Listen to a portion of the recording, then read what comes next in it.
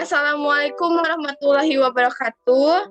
Kami kelompok 3 dengan anggota. Yang pertama saya sendiri Fatima Azara dengan NIM 2003-020023. Yang kedua ada Sri Haryati dengan NIM 2003-020047. Dan yang terakhir ada Erlin Septiani dengan NIM 2003-020049. Baik, di sini kami akan membahas studi kasus kelima, yaitu studi kasus yang pertama mengenai profesi kependidikan kemampuan pedagogik. Dosen pengampu yaitu Bapak Ang Yudo Prastowo, MPD, dan Ibu Dr. Nur Ijati, SPD, MSI. Baik, pada kasus pertama ini peringkat Indonesia rendah berdasarkan hasil survei PISA pembelajaran matematika harus komprehensif.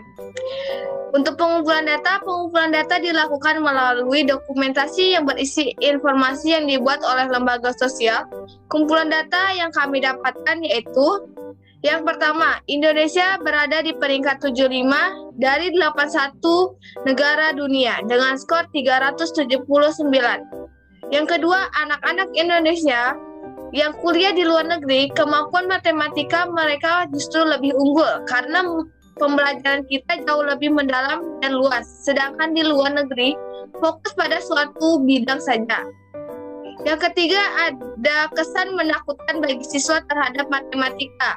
Siswa mendapatkan doktrin ketika orang tua bilang bahwa matematika itu sulit. Siswa langsung menganggap matematika sebagai momok atau perlu diubah bahwa matematika itu mudah dan menyenangkan. Yang keempat, sistem belajar yang unik, lucu, dan menyenangkan membuat anak senang belajar, apalagi gurunya masih muda dan metode belajar yang digunakan dekat dengan yang ada di sekitar anak. Baik, untuk selanjutnya saya alihkan kepada Sri Haryati. Dipersilakan. Baik, terima kasih kepada moderator. Di sini saya akan menjelaskan tentang analisis data.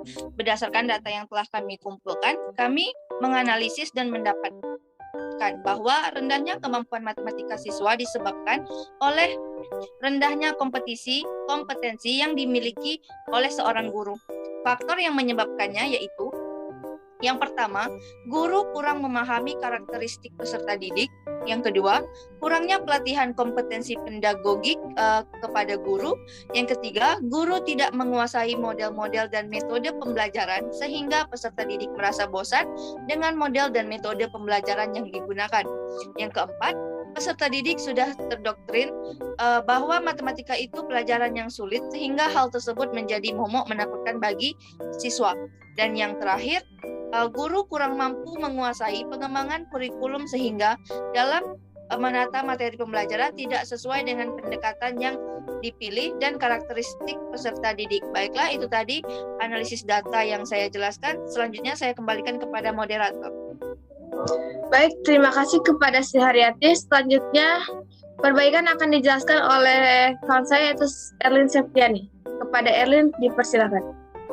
Terima kasih kepada moderator. Saya akan meneruskan pembahasan materi dari rekan saya mengenai perbaikan. Yang pertama itu alternatif pemecahan.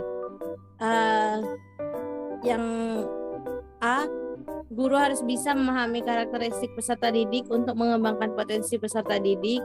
Yang B, guru harus mendalami dan menguasai model dan metode pembelajaran serta pengembangan kurikulum agar proses pembelajaran menjadi menyenangkan, sehingga peserta didik nyaman mengikuti pembelajaran hingga selesai. Next. Yang C, siswa harus menyadari bahwa matematika itu tidak sulit serta berusaha dengan kemampuan yang dimilikinya untuk mengembangkan kemampuan matematikanya. Dan yang terakhir, guru harus bisa membimbing serta membantu peserta didik mengembangkan potensinya. Yang kedua, perlakuan. Sebaiknya guru mengikuti berbagai pelatihan pedagogik seorang guru yang diadakan oleh lembaga kependidikan di daerah sekolahnya, guna meningkatkan kemampuan pedagogik seorang guru agar tercapai dan berhasilnya proses pembelajaran yang sudah ditentukan, serta membantu peserta didik agar tidak terdoktrin dengan kata matematika sulit dan menakutkan. Ketiga, evaluasi. Guru harus melakukan secara rutin evaluasi proses pembelajaran maupun hasil belajar siswa. Guru juga harus berusaha secara ekstra memahami karakteristik peserta didik. Yang keempat, tindak lanjut. Untuk tindak lanjut dari kasus ini yaitu dengan diadakannya pelatihan pedagogik guru dan evaluasi secara rutin guna meningkatkan kompetensi pedagogik seorang guru serta membantu siswa mengembangkan kemampuan matematikanya. Sekian dari saya kembalikan kepada moderator. Terima kasih. Baik, terima kasih kepada Erlin Septiani telah menjelaskan mengenai perbaikan. Itu kasus peringkat Indonesia rendah berdasarkan hasil survei PISA pembelajaran matematika harus komprehensif yang kami jelaskan dari kelompok 3. Itu saja yang kami dapat jelaskan. Terima kasih. Wassalamualaikum warahmatullahi wabarakatuh.